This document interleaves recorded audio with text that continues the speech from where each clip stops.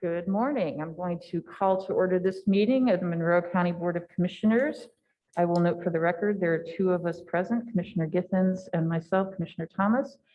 And we will begin with our public statement. We, the Monroe County Board of Commissioners, renew our commitment to welcome and protect the rights of all people, regardless of age, race, color, creed, disability, sexual orientation, gender identity, marital status, economic status, and national origin. And we affirm the right of every person to live peacefully and without fear, and we will fight and resist at every step discrimination and harmful policies, whatever their source. We also stand in support of our county public school systems, both RBB and MCCSC. And the Board of Commissioners also wishes to voice our support for the graduate students and their fight for union recognition and better pay. So kudos to them and good luck on their battle. And with that, we will move on to our next agenda item, which is department updates. And first we have Ms. Caudle from the Health Department. Good morning. Good morning, and thank you. I'm so glad today that I could join you by Zoom. I'm trying to juggle a couple different meetings at the same time. So Zoom is quite handy in that event. We are seeing an increase in cases in Indiana as well as in Monroe County. Our hospitalizations, however, is remaining low. We're not seeing that same increase. Most infections do appear to be less severe. So we're pleased about that.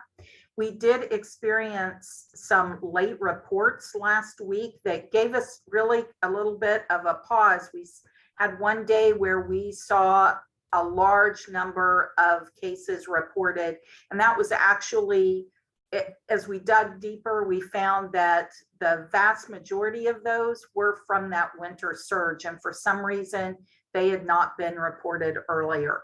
So we're glad to know what happened there.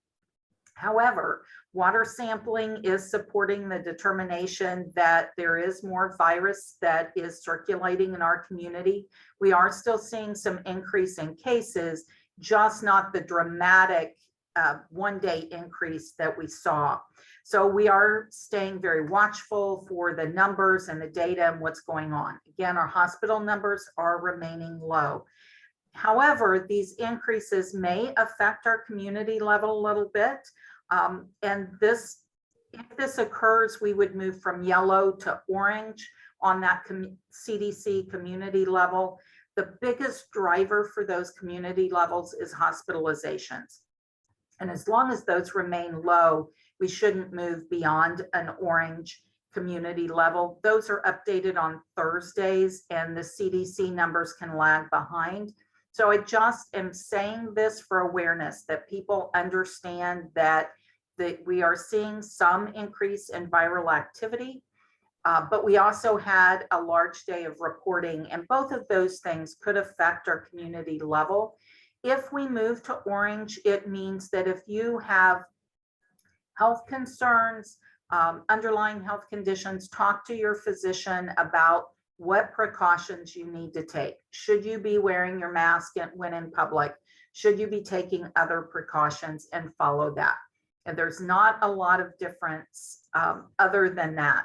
So stay vaccinated, stay up to date on your vaccines, and test as appropriate. So again, that's for awareness. And the other note is our community health assessment report is finished. It is being posted today on our website. And today we launch our first of 2 community meetings where we will discuss the assessment and begin the process of looking at community health improvement plans. So today is from 4 to 6, that's at Switchyard Park Pavilion. And then Saturday will be 1:15 to 3:15 at the Banneker Community Center. And that information can be found on our website or on Facebook on our social media page. Thank you. Great. Thank you so much. Comments, questions, Commissioner Githens? I saw on the front page of today's New York Times that it's estimated that up to 60% of the population has had COVID, which is pretty astounding. Yeah, number. Excellent. Thank you so much for the update, and we will see you in a little bit. Thank you.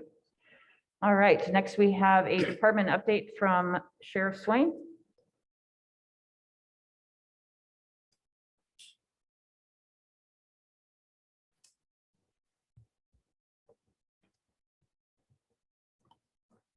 Good morning. I am here to happily announce the fruition of implementing our Lexipol policies and procedures that for not just patrol side, but for the jail. Assisting me is Bill Conway, who has been with the Sheriff's Office and county government for several years. He was the project manager to ensure we stayed on track with this program. 2 years ago, I approached the commissioners about supporting this program. There was a grant, a federal grant to Indiana sheriffs to pay for the implementation of this program. And I financially supported the first year's support of the ongoing support of the program with Lexipol out of commissary funds. And after we completed the patrol side, we then immediately jumped into the jail division, which is a separate program for an agency our size. One of the issues that we had when I took office was we had separate policies and procedures updated or implemented by different sheriffs, and they were in different formats. Some were just printed materials, scanned. Others were created on Word documents. So it was just a mishmash of policies and procedures. You actually, we had trouble finding them. If an employee needed to make a reference, that was difficult. With Lexipol, we now have a searchable database by word search for any policy or procedure. And these are even accessible by telephone, by an app on the phone, or by in-car computers. And just doing a search term, a deputy or a jail officer can find a policy or procedure at a moment's notice. In addition to this program and implementing it, we found that we had a lot of policies that were not really, that were lacking and needed updating. So with Lexipol, there's a combination of our existing policy, best practices, constitutional considerations, as well as state law. And so all these things are combined to make the best possible policies that we could have. And in addition to the new policies or updating present policies, we found that we could go to the next slide, that we found that we were lacking in a lot of other policies. We also found in researching some things that we're supposed to have employees assigned to certain tasks through OSHA and other organizations. We selected Lexipol because they have state-specific policies and are written by subject matter experts. And as I said, the initial cost for this service was through a grant to the Indiana Sheriff's Association. And then the next slide, Bill. So we had working groups selected with myself, the chief deputy, operations officers. With the jail, of course, we had command staff with the jail. And when we would cover a specific subject matter, such as canine policies, we would incorporate the canine officers to provide up information that they would have to contribute. There were 160 policies and 40 procedures in the law enforcement manual covering aspects of our operation. The correctional center had 100, as you can see here, 159 policies and 48 procedures. And one of the benefits of having the procedures put into the system is you may have something that's very important but low frequency of use, especially some detail within the correctional center where an employee could look up and find out what the proper procedure is. Included with this, so you can see just in this list here of our manual, just how intensive it was. And it was going over every single policy we had and making all those comparisons. So we would meet once a week to revise policy and research, and then another day to work with our Lexipol representative to upload information, share ideas. Generally, we had done a good enough job that it was a pretty simple process on their end. They didn't have to handhold us as they have had to do with other areas. And here on the next slide, Bill, as we had said, these are searchable. You can see the statutes are referenced. If there's a particular document associated with that policy that an officer might need, there's a hyperlink. So all of that is right there at hand. So it's a one-stop shop for anything to do with our policies and procedures. In addition to that, we also have daily training bulletins. So it's a good way of tracking that officers are keeping updated on policies. And I have found that if something has happened that has become newsworthy, that I've directed our manager to bring up and create a daily training bulletin on that subject matter. And the one most specifically that I can recall was when the officer accidentally shot a man thinking she had a taser. I know they're all talking about this. Send out a daily training bulletin on our electronic devices, electronic restraint devices, because it's fresh in their mind, and hopefully as time goes by, they will develop a curiosity if something happens. Well, what is our policy? Is it up to date? And officers were allowed to provide feedback on these policies as they were adopted. So we created or had Lexipol create a daily training bulletin. They didn't have one yet. And when I contacted them, they thought that was a good idea. They sent it out to every single Lexipol customer they had. It also provides good tracking, especially now that we have well over 100 jail and patrol officers. It provides tracking that they are reviewing and they are taking the daily training bulletins. And we don't do this every single day. We set out a few subject matter training bulletins, and within their work rotation in a given month, they are supposed to take the time, review, and document. And there's tracking on that. The other thing is when an event might happen that we want to check our policy, is it up to date? It will track if we've changed and updated.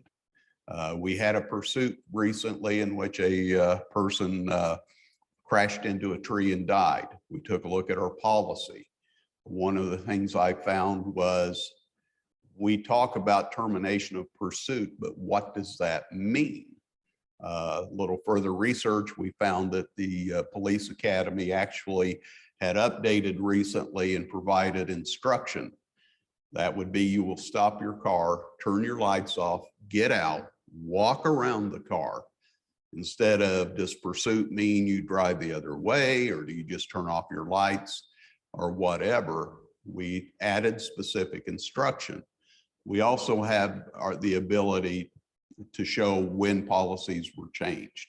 And the reason why would just be offered on a specific issue. So these are available in PDF form.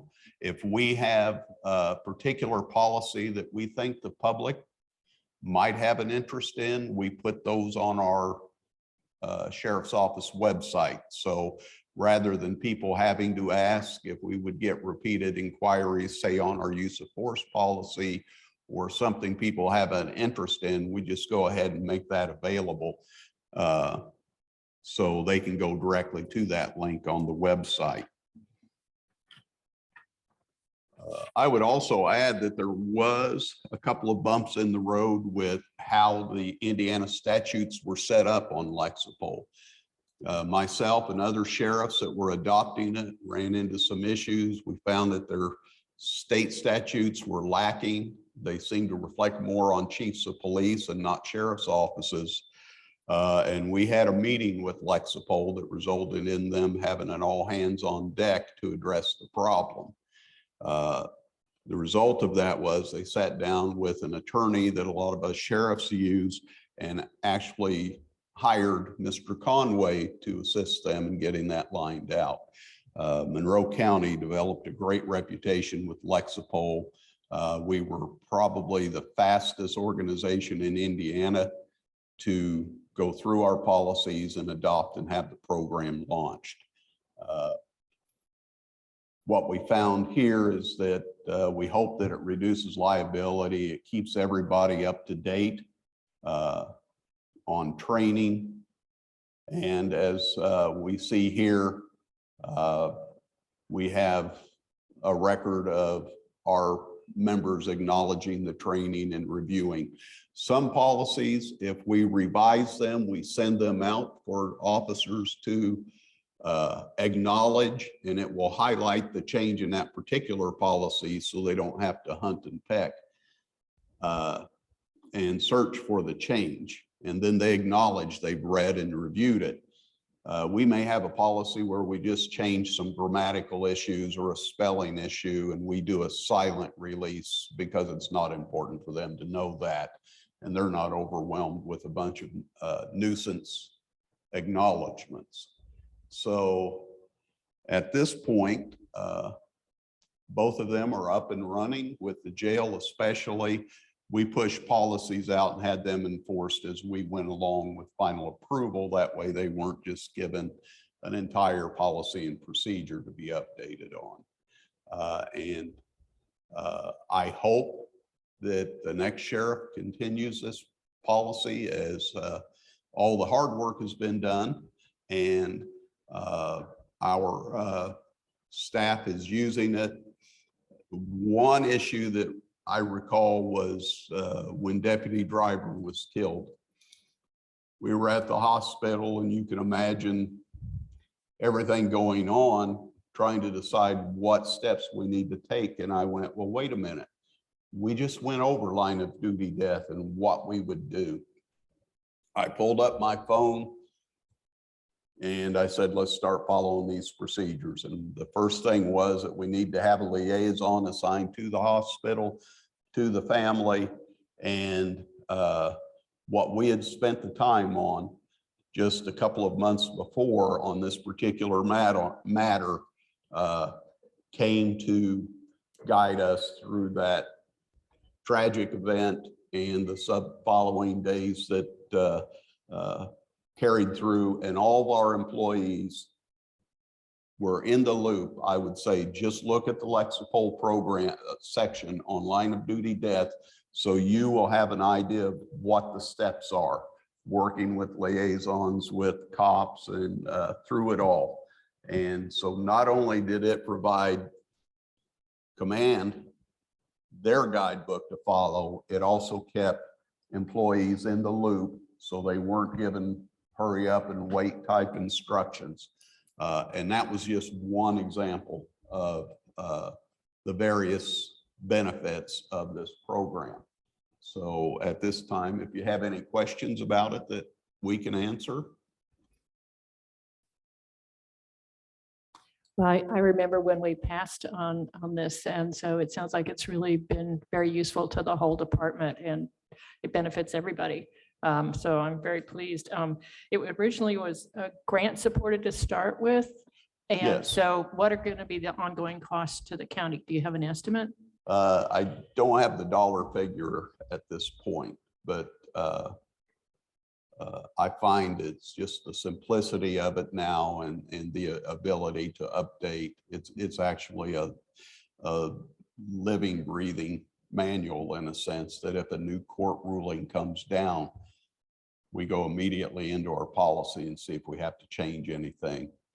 Recently, there was a red flag law ruling, and we just yesterday took a look at our policy and found that the ruling did not affect our present policy. But it's just having that habit of, here's a new court ruling, here's a change in the law, and so here's our procedure of here's our procedure. Are we still in line, or do we need to update? And if it's an important update, we send that out and all the staff acknowledges it. Come January 1 with constitutional carry, we have some real challenges with that and how we deal with someone with a firearm. So in short, we'll let them go on their merry way, not being able to know what their background is. And if they had criminal intent, then they keep their gun and they just proceed on to FedEx building or whatever. So, but the cost, I can provide that here in the future. Thank you. I don't actually have the number. I want to say it's like 7,000 is coming to my mind, 7 to 8, because the original was in fact covered by I think ILEA, or what you indicated, and then the county has agreed. It just comes out of our software line. So Well, it sounds like it also saves a lot of staff time on things. And so it's a nice trade-off in my Yes. mind. Yeah, and by software line, you mean can cumulative capital development fund. Yeah. Okay. Thank you. All right, thank you. Appreciate it. Is there any other department head that wishes to offer an update for us this morning via Zoom?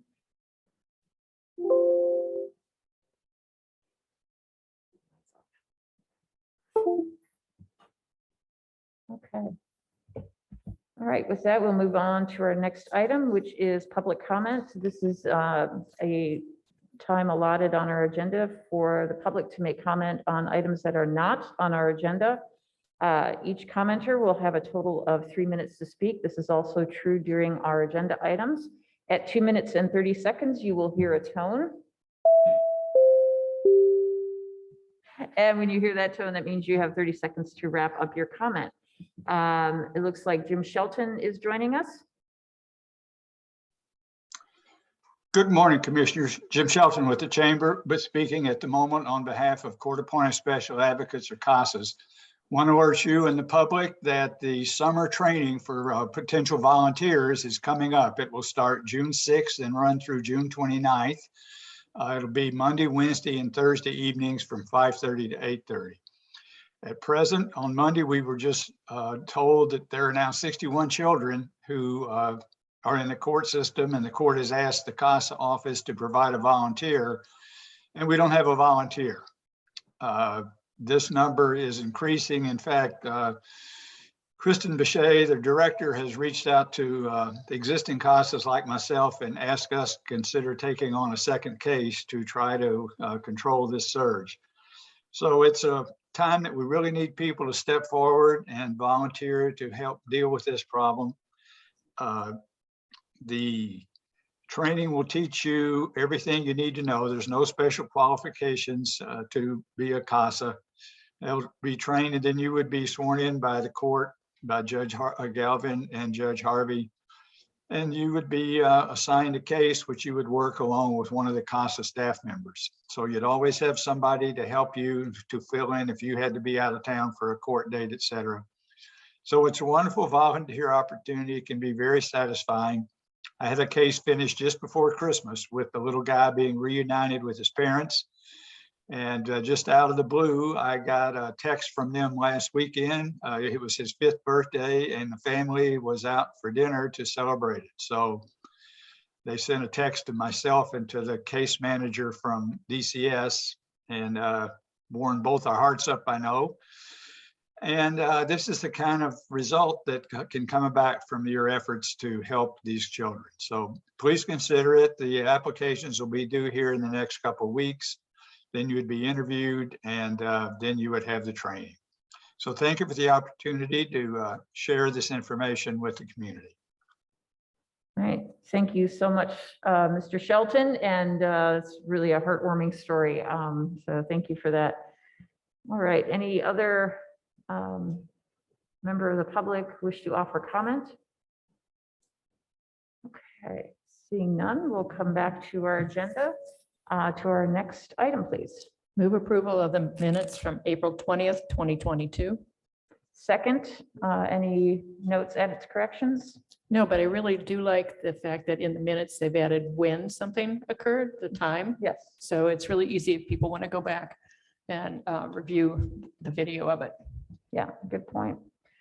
All right, all those in favor of approving the minutes for April 20th, 2022 signify by saying aye. Aye. Motion carries 2-0. Next item, please. Move approval of the claims docket for accounts payable, April 27th, 2022. I will second that. And we have Mr. Miller joining us. Good morning. Good morning, Commissioners. The total for claims was $657,665.45. There were 2 larger claim items that exceeded $100,000, starting with $172,190 for John Jones Chrysler Dodge Jeep for 3 2021 Dodge Durangos for our Sheriff's Department, and $104,172 for Monroe County Fair Association for the 2022 Fairground appropriation. Excellent. Thank you so much. Comments, questions, Commissioner Githens? I just want to point out to the public that when we get these sheriff's vehicles from John Jones, it's with the light bars and all the other electronics and stuff that have to go into these vehicles.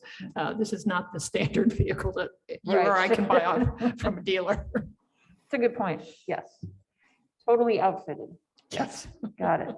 All right. Let's see if there's any public comment on this item. Raise your hand on the Zoom screen or come up to the podium in the Nat U Hill room. Seeing none, we'll come back for a vote. All those in favor of approving the claims docket, accounts payable, April 27th, 2022, signify by saying aye. Aye. Aye. Motion carries 2-0. Thank you. Next item, please. Move approval of E&B Paving LLC agreement for Karst Farm Greenway North Segment, fund name Next Level Trail Grant, fund number 9107, in an amount not to exceed $20,876.60. I will second that, and we have our Parks and Recreation Director, Ms. Whitmer, here to tell us all about it. Good morning. Good morning.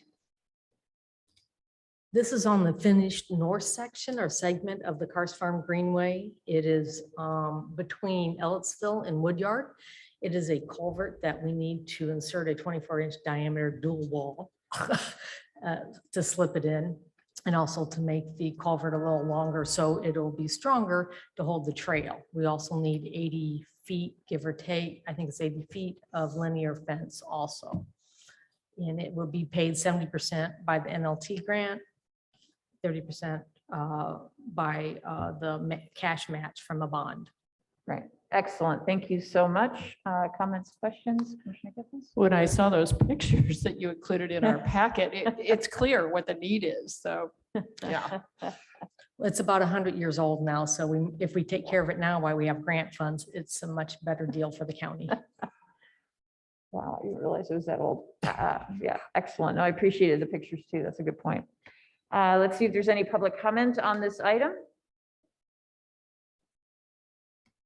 All right, seeing none, we'll come back to the board. All those in favor of approving the agreement with E&B Paving for the Karst Farm Greenway North Segment, signify by saying aye. Motion carries 2-0. Next item, please. Move approval of precision concrete cutting agreement for Karst Farm Park. Fund names, county general and non-reverting. Fund numbers 1,000 and 1179 in an amount not to exceed $3,000.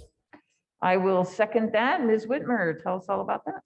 Yes, we're very excited actually about this project. I don't know if you've noticed, if you've been on the sidewalks in the city of Bloomington recently, you will see the sidewalks, some of them are cut down.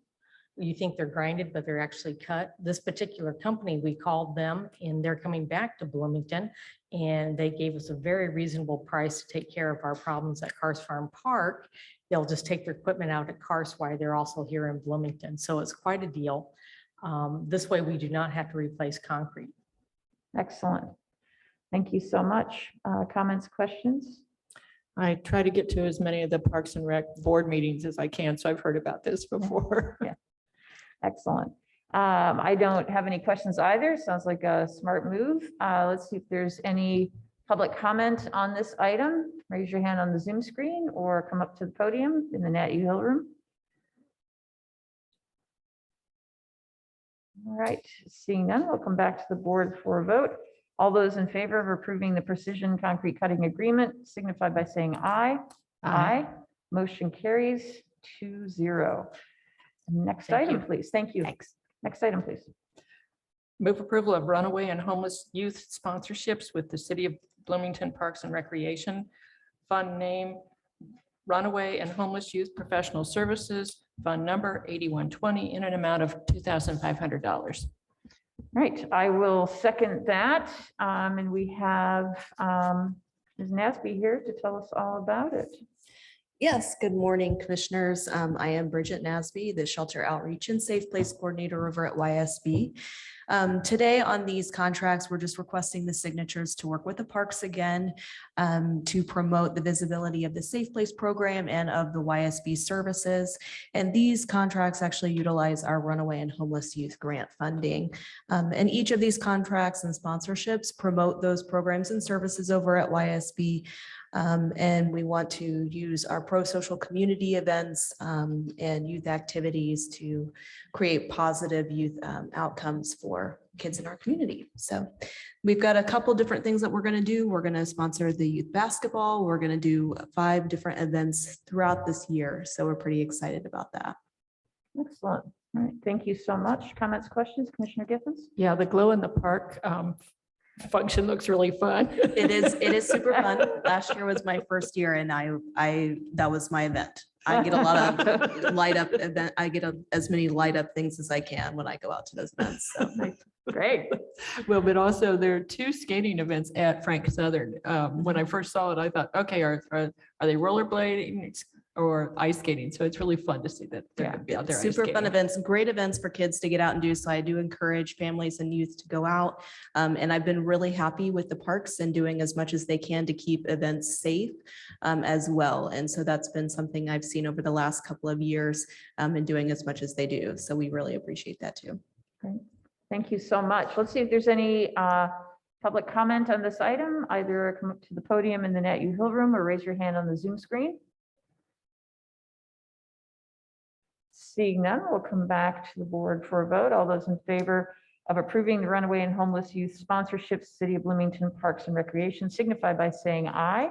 Aye. Aye. Motion carries 2-0. Thank you. Thank you.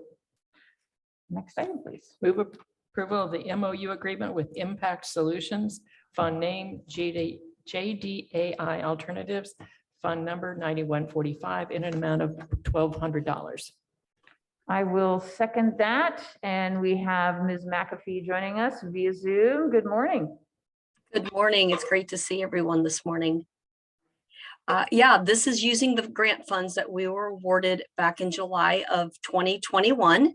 And Impact, as you may remember, helps us be able to visualize the data that we're sharing with the community and our stakeholders. So instead of just raw numbers, they make it super interactive. It's really very powerful to see it.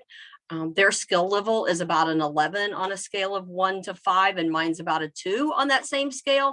So this dollars just allows them to support our efforts to get the data out there and show the good work that we're doing.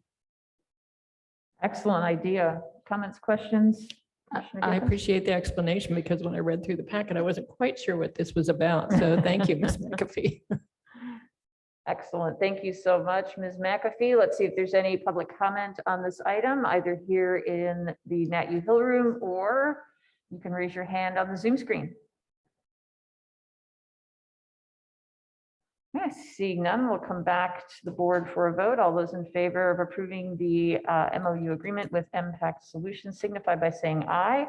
Aye. Motion carries 2-0. Wonderful. Thank you all. Thank you. Next item, please. Move approval of Arnold Ventures grant funding via Indiana University. Fund name to be determined, fund number to be determined, in an amount of $25,000. I will second that. We should have, I don't see her on the Zoom screen. We should have somebody from the prosecutor's office. I don't see Ms. Hamlin here.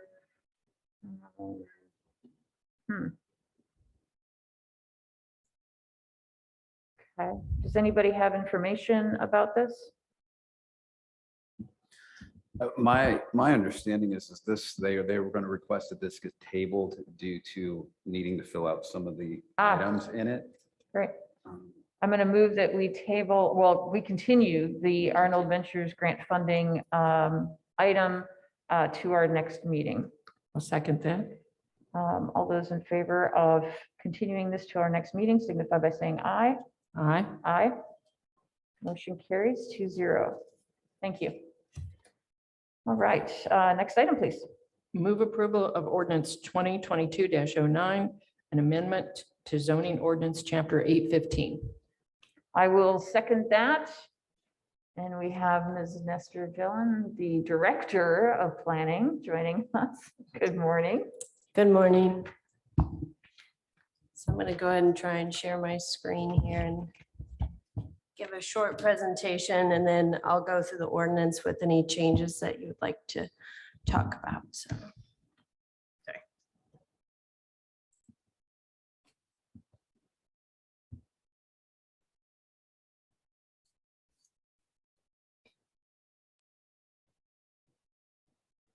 So this is ordinance 2022-09, and this is a text amendment to chapter 815, which is in regards to our site plan reviews standards. This amendment is to revise standards for certified plot plans, as well as certified site plans and scaled plot plan drawings. So the biggest thing that I want to go through today is what the impacts will be of this text amendment. And then I'll also get to the text amendment, what it's actually entails at the end. So the biggest impact of this text amendment is for people that are building brand new single-family residential structures. Right now, we have people that will submit just hand drawings for new single-family residential structures. And it's a small percentage of the cost if we ask people to submit a certified plan for something like a brand new construction of a single family or two-family home. So that will be the biggest difference, is they will now be asked to submit a certified plan by a surveyor, architect, or engineer. What is going to stay the same is for commercial construction. They're still going to require certified site plans. And then residential additions, remodels, new accessory structures, detached or attached, will still be able to submit a scaled plot plan drawing, though in some cases it may be warranted that you'll want to hire some sort of professional to certify your plans if there's any concerns over buildable area on your lot. So we have worked to get the word out on this. There's a press release online informing people of today's hearing and hoping that we would receive any comments. I know I received one phone call and have had conversations with other departments. So that's, I haven't heard as much as I would have assumed. And then also on the OpenGov website, there's been a note put on the site that when you check new construction, it states that beginning April 27, 2022, you may be asked to submit a certified plot plan for your new construction. So we did do an analysis of all the single-family residential permits. This was between February 24th and September 16th of 2021 to give us an understanding of how many people are currently submitting scaled drawings versus certified drawings. So when they submitted, about 53% already submitted with certified plans. After review, there was another 6% that were asked to please submit a certified plan, and they were able to do so. But the 40% that went through with scaled drawings did proceed as is, but under the text amendment would be asked to submit a certified plan. So that's, I think I have some numbers over here, but 40% of 95. So for this text amendment, we reached out to 5 design professional groups in the county. And we do have data at the end of this presentation if you'd like to look at any timeline and costs that we received when we did that reach out. And then we also received feedback on the actual text amendment from 4 surveyors and 1 building association representative, as well as other county departments, and made various edits to this. It's been through the Plan Commission. I think it was heard possibly 4 times. So some of the benefits that we have for requiring a certified plot plan for new residential structures is so that people can understand where the property lines are located and prevent them from building over lot lines, which is a lot more costly than doing an original certified plot plan. We can also have them illustrate areas of concern such as steep slopes, karst, floodplain, any drainage concerns, and avoid locating structures in those areas, which again is more costly. And then they can also show areas on the property where new structures can be located. When you go to sell your property, it's helpful, and people often look for some sort of survey to say, where can I build additional structures? Can I build a pool? We get a lot of people that call after they've purchased and want to build something and then are told that they don't have the area to do so and they didn't realize it. So I think this would be also an asset for people trying to sell their home. It also provides assurance that county ordinances are being followed. So setbacks from property lines, karst areas, outside of the floodplain, et cetera. And then it's also helpful documentation, as I mentioned, for current and future property owners. And hopefully, I think will save money in the long run and protect both the environment and the public. So this ordinance did receive a favorable recommendation by the Plan Commission on February 15th. By a vote of 7-1. And we are here at the April 27th meeting. And I just want to make a note that if there is time, or if you would like to continue this for further discussion, the 90-day mark is May 16th. And we are, the planning department is in support of this favorability to this text amendment.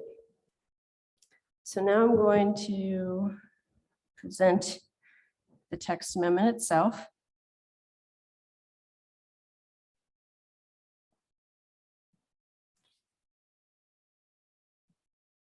So starting under chapter 815, I believe the copy that may have been posted is actually the clean copy, but I will just talk through some of the changes that are being proposed here. So 815-3 has been changed. Just zoom in on this for a second. And it is including a new table. So the table below is going to tell you, based on the type of construction you're proposing, as well as the use, as to what type of plan you'll be required to submit. And there is a little bit of administrative discretion because there's some overlap between the uses in both the plot plan and the certified plot plan. So under the table, you'll see that it says either commercial structure, residential structure, or residential accessory structure. That's how we broke these out. So commercial structures are staying the same, requiring a certified site plan. Residential structures, which is new principal use structures being constructed on a site, is a residential structure. And then residential accessory structures are the items that can still allow for a scaled drawing by hand that does not have to be certified. And that would be things like remodels, additions, accessory structures, pole barns, things like that. And then below, you'll see that this is tied to chapter 802 and 833, which are all of the uses that are permitted in Monroe County under each zoning district. And so all of these uses should tie back to something that's in the chapter. And then further below, this is where you get into the list of what will be required on your plot plan or your site plan. And these letters correspond below to all of the requirements that will be asked. So here we are on A, B, and C. A is saying plot plan to scale, B is certified site plan, and C is certified plot plan. And so if you're building a new residence, you would follow the blue residential box and look at the different standards that are required below. Many of these standards are staying the same, but there are some changes that are being requested. And if you'd like, I can pull up a markup version of this as well for the public, if that would be helpful. I also want to point out that when working with surveyors in this area, as well as the public, we did make an amendment to J at some point along the research spectrum of this. And so we made a change to say that if you have a site that's equal to or greater than 2.5 acres, instead of requiring a full survey boundary, that we can do a deed of record illustrative property boundary. And that will save people quite a bit of money that have sites that are, say, 100 acres and they're going to build just one house on it. So we wanted to take that into account. And then I know the highway department has been very supportive. The stormwater team is implementing new permitting requirements through the state. And so this will also correspond with some of the things that they're looking for to make sure that there is positive drainage away from new builds, because we're still seeing new homes being constructed even the last few years that have drainage issues. Much of this information is the same, but as I mentioned, I can pull up a markup if anyone would like to see the before and after. But we're hopeful that this text amendment is clear and easy for the public to read, and we are open to any amendments that are requested or that come up. If this is able to be adopted, we want to make sure that this works for the county and for the residents. So I can take any questions. Great, thank you so much. Comments, questions, Commissioner Githens? I know in the past there have been problems with downstream from new builds. Will this help to address that? You mean as far as drainage? Right, sorry. Yeah. Yeah, so one of the things that we've been able to improve upon in the last few years is making sure that we have the latest construction plans and taking into account the elevations that are supposed to be built for structures. So I think that having this information, such as spot elevations, will make us be able to go back to those preliminary plans and that grading plan to make sure that homes are able to be built at the elevations that were originally proposed. So I think it is a step in the right direction. Thank you. Yeah, we've had a lot of discussion about this at the Plan Commission, as you noted, and I think that there is a bit of an upfront cost for a new residential build, but I think it is well worth it investment-wise, as you noted, because of the information that can be provided to future owners. But property lines are important, but especially as Commissioner Githens noted, the drainage issues. Protecting the homeowners who already exist and already have homes is so important to do. And this, I think, provides some measure of that protection that we've needed for a while. So I'm really glad to see that this has moved forward. Appreciate that. Thank you. All right, let's see if there's any public comment on this item, either here in the Nat U Hill room or via Zoom. You could raise your hand. Good morning. Hey, good morning. Randy Cassidy, just citizen in regards to it. What I have a comment and questions affect me on an individual basis in no way at all. But I have a question and some concerns in regards to as we move forward on this text amendment and we look at the aspect of what is considered a small cost, when, as we all know, in this room, in our community, where we're struggling with affordable workforce housing at the present moment. And not only the small cost, which I would ask the question of what is that cost of that certified plot plan that is necessary? And also what the time frame to acquire that would be based on the professionals in the area and the time frame that they have to do these, because like anything, you have to take them in the order you get them and stand in line. And given the uncertainties of the financial markets, the mortgage rates, and even the aspect of what we're looking at nowadays from material acquisition and costs, while it may seem like a small thing, those can quickly spiral into additional costs that may put us outside an affordability aspect. So the lot lines, the criteria of building within our criteria and what our ordinance is very important. But we need to also exercise that with the caution of the citizens that want to be in Monroe County and how we can help that from a cost standpoint. Because while it's a small cost and we're at a $250,000 affordable house, in my 40 years of being in this construction industry, the affordability has went to a struggle of being able to keep our young people to be able to house in our community at a cost-effective rate. So while it seems small, we need to be cautious as we move through this. And I'm unsure if we've had conversation with Monroe County Building Association on a meeting basis to help identify what those costs are so we can keep these at the lowest rate. So we keep that continual cycle of caring citizens living in Monroe County and not just commuting in, because that's where you get your heart, is those that live here. So I understand, I have no issues on a personal basis at all. I'm just trying to look at the long-term impacts of these little things. So I appreciate your time very much. Thank you. Thank you for being here, Mr. Cassidy.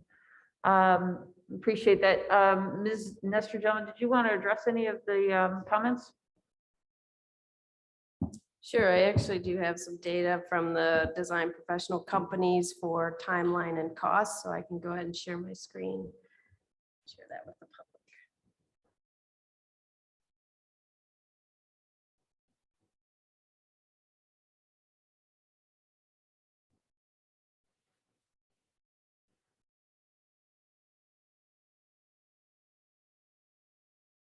Okay, so I did reach out to 3 companies and 3 provided the timeline, but the last one did not provide an estimated cost. And I just didn't want to disclose their names because they had asked to go ahead and make this general so that they're not held to certain quotes because it's contextual sometimes on the lot size and other factors. So the first design company said that it would take about 4 to 6 weeks to produce a certified plot plan. The second company, 3 to 4 weeks. And then the third company said 2 weeks, but possibly more based on workload. And the cost does vary based on whether the lot is platted or not. So in a platted subdivision, looking at somewhere between $450 and $1,200. And then unplatted is between $1,200 and $2,500 for one company, and then $4,000 to $6,000 for a different company. And so based on some of these outreach conversations that I've had, we did go back and add the illustrative property boundary because we found that the full boundary survey for some would be very cost prohibitive and maybe not necessary, especially if they're able to double or meet their setbacks. So those are some of the quotes that we have been given for cost and timeline. Excellent. Thank you so much. Other comments, questions? And I do want to mention, I know it's not a very small cost. I did mention that it's a small percentage of the cost of a house. It's not a small cost in general, but a percent of the cost of a total new construction. It is fairly small. Yeah. Right. Any other comments or questions? I find it interesting that last year, 60% of the applicants actually had the certified plot plans. Right. Even without this being in effect. Right, and I understand the issue with, adding to the cost burden for housing, but housing becomes unaffordable when there are issues with flooding and other concerns that aren't addressed appropriately. And I think that can make an affordable house very unaffordable, and that's my concern, especially for neighbors who already have potentially that affordable home. But I do appreciate what Mr. Cassidy said, and it's something we certainly looked at and talked at length about during our Plan Commission meetings on this issue. Is there anyone else that wishes to offer public comment, or either here in the Net U Hill room or via Zoom? You can raise your hand on the Zoom screen.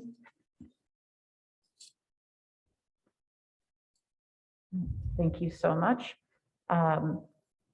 Did you have an interest in continuing this, or did you want to actually go forward and vote on this today? I'm ready to go forward, but part of that's because Ms. Nestor Jelen does such a good job of calmly explaining everything that's in there. Yeah, it is detailed. It's more detailed than it appears, right? And especially when we talked about working with professionals in the area and getting their input, and that took quite some time, and it was a very diligent process. So I appreciated that. All right, with that, I'm going to come back for a vote. All those in favor of approving ordinance 2022-09 signify by saying aye. Aye. Motion carries 2-0. Thank you so much. Appreciate your time. All right, item G, please. Move approval of consideration of MOA for COAG school grant. I will second that. Good morning again, Ms. Call. Good morning. Last week, we brought you 2 MOAs from 2 other schools. This is our grant. It's the COAG grant that we got to assist schools in dealing with COVID-19. And we are offering them, based on specific deliverables, an opportunity to have funding to help them meet some of their needs. So part of our requirement is that they have been in compliance during this grant cycle with all state, local, and federal regulations. So we have one before you today. It is from Seven Oaks. And we did issue a fine to them in August of 2021, which is during this grant cycle. And we have received additional complaints during this winter. So up until the local regulation was rescinded, our information would be that they were not in compliance with local regulations. So because of that, our recommendation would be to not approve this particular MOA. However, they did attest to being in compliance, and they did sign off on the agreement. Great. Thank you so much. I appreciate the explanation. That was exactly my question. As I read through it, I was like, wait, okay, good. Did you have any comments, questions? No. Mr. Cockrell, did you want to add something? I did not, but I would Okay. anticipate a question of where do you want to go from here? I guess you have 2 choices. If you could either vote on it to move to approve it, you could vote on it to deny it, or you could just not approve it and move on to the next agenda item. Huh. Interesting. Mr. Giffen? It would be okay with not approving it. Okay. So we will move on to our next agenda item. Excellent. Thank you so much, Ms. Cottle. Appreciate you. Next item. Move agreement with First Appraisal Group for appraisal services, fund name County General, fund number 1,000, and a grant amount of $3,500. Second, we have a motion and a second. Mr. Cockrell. Yes, as part of our ever-changing look at the county, we are asking to get an appraisal on a piece of property off of I-69 and Fulton Pike, just to kind of figure out what the what it's worth. And see if there's anything we want to move on or do something with, but this is just the first step in a potentially really short or potentially really long process. Excellent. Thank you so much. Comments, questions, Commissioner Githens? No, I'm glad we're moving forward. Yeah, that'll be interesting to get this done. Is there any public comment on this item, either here in the Nat U Hill room, or you can raise your hand on the Zoom screen? Okay, seeing none, we will come back to the board for a vote. All those in favor of approving the agreement with First Appraisal Group for appraisal services signify by saying aye. Aye. Aye. Motion carries 2-0. Excellent. All right. We don't have any appointments today. A couple of announcements, however, so bear with us. We still need poll workers for Tuesday's election. Republicans can call Pamela Samples at 812-322-9114. Democrats call Orion Saft at 812-320-0389. And note that we do have a discussion coming up at the City Council regarding the local income tax that begins at 6:30 tonight. It's not clear whether that will be voted on tonight or if it's just a continued discussion, but we do encourage Monroe County residents to go to this council meeting and offer their commentary. You can also attend via Zoom. If you go to the City of Bloomington's website, you can find the Zoom information and the packet for the meeting, the agenda for the meeting, so you can join that meeting if you wish. We have a couple of blood drives scheduled for next week at Ivy Tech, and thanks to Ivy Tech and our emergency management department for setting this up. Wednesday, May 4th, 10 to 3, Thursday, May 5th, 1 to 6. I'll also note that we have positions open on boards and commissions. So if you are interested, please join us and help Monroe County government get better and better by providing your input and guidance and your experience and wisdom. You can go to co.monroe.in.us and find the application there through the search. There are two scheduled meetings this week for the Community Voices for Health think tank. Tonight, Switchyard Park, 4 to 6, well, this afternoon, and Saturday, 1:15 to 3:15 at Banneker Center. Please join us. There will be childcare provided as well. And as this is severe weather season, it's a good time to sign up for our resident alert system. Go to co.monroe.in.us and click on the megaphone on the home screen and fill in the form, and you will receive alerts regarding weather events and other important updates. It's a great service that we offer. Any other? Two quick things.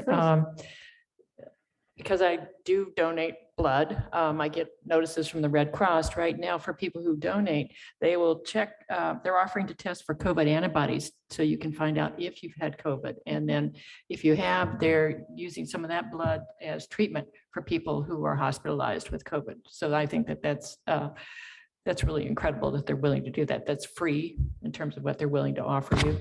Also, voter turnout is very low this season. Yeah. And so we're trying to encourage as many people as possible to get out and vote.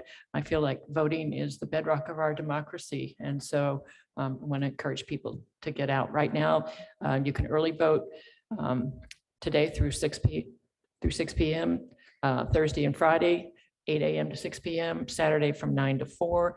And Monday, early voting still 8 to noon. And this is at 302 South Walnut Street in the new election operations. And then on next Tuesday, polls are open from 6 a.m. to 6 p.m. And as you said, we still need poll workers. I want to encourage people to get out. So please, please help if you can. Please get out and vote. It's simple. It is fast. Election operations has, I've been told, space for 20 or no, for 60 people at a time to vote. So, and parking is very good there. Yeah, it is, yeah, it's a huge lot and there's plenty of space. And we are, just also a note, another way to encourage people to vote, Monroe County government is closed on Tuesday. And our next meeting is going to be May 4th here at the Nat U Hill Room and also via Zoom at 10 a.m. Anything else for the good of the order? No. Okay, well, with that, we do have a work session agenda. So can we come back at 11:15 to do that? Excellent. With that, we are adjourned. Thank you, everyone. We appreciate you.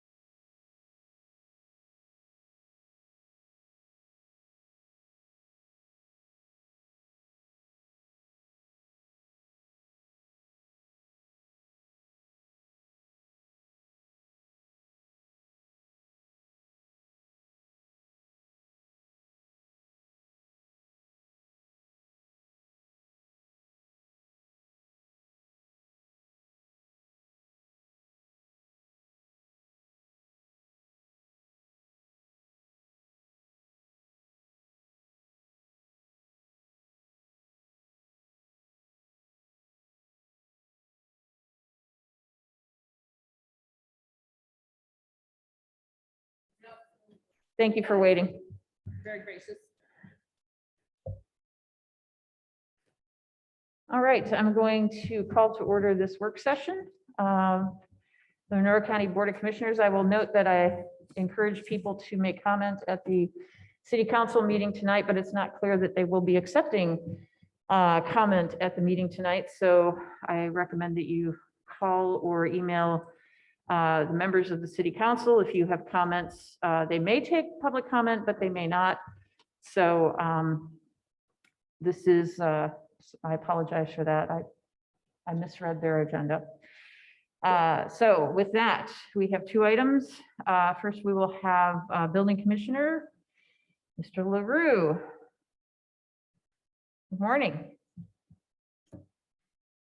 Good morning, Bobby LaRue with the Building Department. The item here today is relating to historic migration of data that the Building Department holds for permits that are active under now kind of defunct permitting software by Franklin Information Systems. We have referred to it as BDS over the years. So this migration of data will allow these files, these records to be moved into the OpenGov system and will allow us to continue to renew and use these files in a more effective way, allows the public to view what's happening with their permits as well, and saves a lot of time in kind of manually migrating these or asking the public to come in and resubmit documents and drawings that they would have had submitted to achieve the original permits. So this is with OpenGov, contract with OpenGov. Excellent. Thank you so much. Comments, questions? Well, seems like a relatively small cost for a lot of time saving. Yeah, it's very affordable and they can do this quickly. They can get started in the middle of next month. and Mid-May, yeah, they- it looks like they start don't- date 5/15. Okay, I don't think this is a large project for them. I think this should be done fairly quickly and so we can get these files usable again. excellent. And this is going to be paid for out of the building departments? Yes, we have some funds that are in our budget for maintenance of the BDS system. It seems a perfect fit for what we're trying to do. Excellent. I'm going to go ahead and make a motion that we approve this to be ratified next week to approve the OpenGov Inc. quote for data migration for the building department. Second, and it is a total cost of $6,475.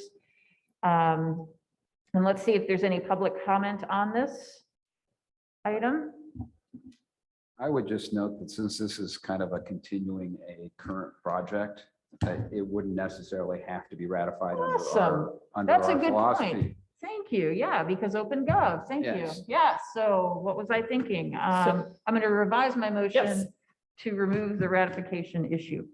And we should mention that it's County General for the fund name and the phone number is 1000-3111-00-312. Yes. All right, so we've cobbled together a motion and we have a second on that motion with a fund name, fund number, and a total amount and no need to ratify. And again, calling for public comment on this item. Raise your hand on the Zoom screen. Or come up to the podium. All right, seeing none. All those in favor of approving the extended, I guess, contract with OpenGov Inc. For the building department to migrate data, signify by saying aye. Aye. Motion carries 2-0. Thank you, sir. Thank you. Okay, now we have Ms. Nestor-Jelen here to tell us about ZOA-21-11. Good morning again. Thank you for waiting. Morning. Thanks for your patience. Yes. Glad to hear about the data migration. That's wonderful. So this is a text amendment for chapter 801 to definitions. This is coinciding with the text amendment that you just approved a few minutes ago for chapter 815. Now we're just updating chapter 801 definitions so that when people go to 815, which is site plan, and they have a question of what is a plot plan, they can find the definition under the right chapter, which is 801. So the changes that we've made that are in the packet for you include changes to amending the change in use definition as well. Prior to, or what's currently in the ordinance is a somewhat complicated table determining whether something is actually a change in use based on its intensity. And that table isn't necessarily relevant anymore. Some of the uses are missing, some of the uses that are in there aren't helpful. So we've gone ahead and revised that and just said, if you're changing your use from one use to another use, it's a change in use. And we also clarified that for bedrooms that are being changed, the number of bedrooms are being changed, it's relating back to the status quo of the property report card. So that's what the assessors and auditor's office will keep updated on the Elevate GIS software. So that's what we're referring to when we say bedroom count. That's the main status quo that we're checking against. And then we've added definitions for site plan, plot plan, structure, comma, commercial, structure, comma, residential, and structure, comma, residential accessory. And we put the word structure first so that those three terms will show up right next to each other and you can compare those fairly quickly in 801. So I'm happy to run through any of these. If you have any questions, I can go through them more specifically. I have a question that came up after, how many times, plan commission meeting? Just in reviewing the definition for plot plan. Okay. I'm wondering if it needs to be revised for clarity. Because it says a scale drawing that may be certified by an architect, engineer, or surveyor. Yes, so the last sentence of that definition says see specific certification and component requirements under 815. So because we have both the scale drawing and the certified plot plan drawing, I'm not sure if we wanted to add two separate definitions, one scaled and one certified. So that was something that we also thought might cause a little bit of confusion, but we wanted to make sure that we could incorporate both in there. Yeah, no, I hear that. And I know we've talked about this. I guess I'm just maybe certified, which means it doesn't have to be certified. And I still have, I think, the other version up that I can pull up as well. Yeah. That we I'm can just, go I'm back and sticking on forth it to. in a way I haven't stuck on it before. You know, sometimes when you read something for the 10th time, you go, wait, what? Yep. Another way to read it, another way to look at it. So under the amendments here, we have what I would be referring people to is that definition to say this is what a plot plan is and this is how it's different than a site plan. And then also the applicability under this table of what was just approved. So it requires certified plot plan for any of the new principal use structures, but the other section is scale drawing based on the type of construction and the use. Right. So is there any, you see where I'm going with this? Yeah, and when I look at page 33 of what it is, I would have thought that scale drawing would have been defined also. And it's not in there as a definition. So you'd like to add in a certified plot plan and then just keep a regular plot plan, scaled plot plan drawing definition? Is that what I'm hearing? Well, I'm not as familiar with this as either of the two of you. Well, I think her point is, I think that on page 33 of chapter 801, there isn't a definition for scaled Right. You know, and of course, this is all stuff, yeah, right? This is all until we get. The new zone, city Yeah. open in Yeah. place, Yeah, yeah. So, you know, I mean. How,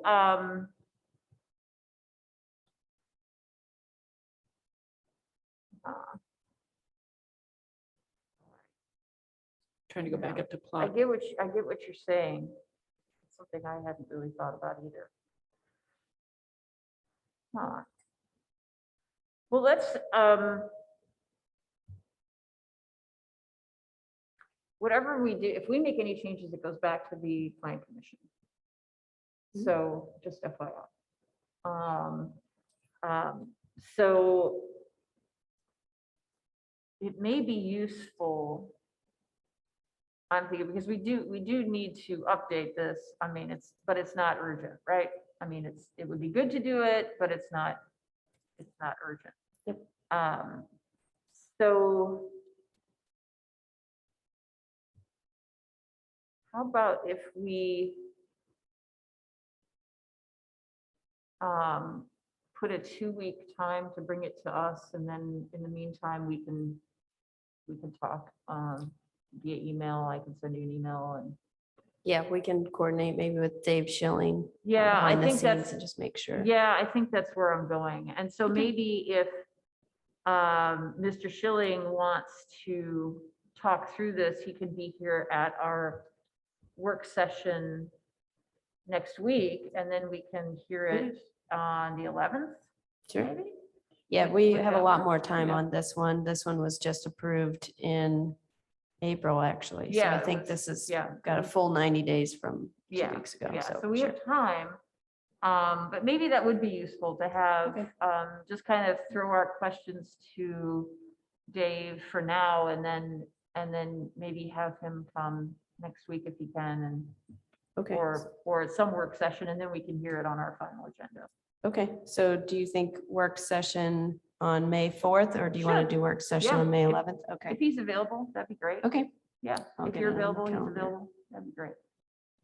sounds good. I think that would be valuable. It's Yeah. fine. Yeah. I guess I'm trying to say, okay, if I'm somebody who lives in the county and wanting to build something and you refer to a scale drawing, I want to know how you define that. Mhm, That's all. And so, Yeah. and how that differs from a certified plot plan. mhm.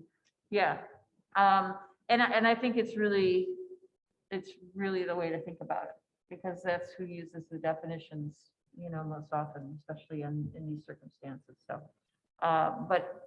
And since it's not urgent, I think this will be good to have Dave in on the conversation about it. Okay. It'd be great. Thank you so much. Yep, thank you. Right. Is there anyone else who has an item for our agenda? Ms. Purdy, did you have something for us? Oh, okay. Mr. Cockrell? I don't think so. Excellent. All right. I apologize for encouraging people to attend tonight's council meeting, but you might want to anyway. But anyway, I do apologize for that. And I will say that at this point, we are adjourned. Well, but if there are amendments to tonight at the city council meeting, I would expect that members of the public can comment Yes. on that. On amendments. Yeah. Thank you so much. We are adjourned.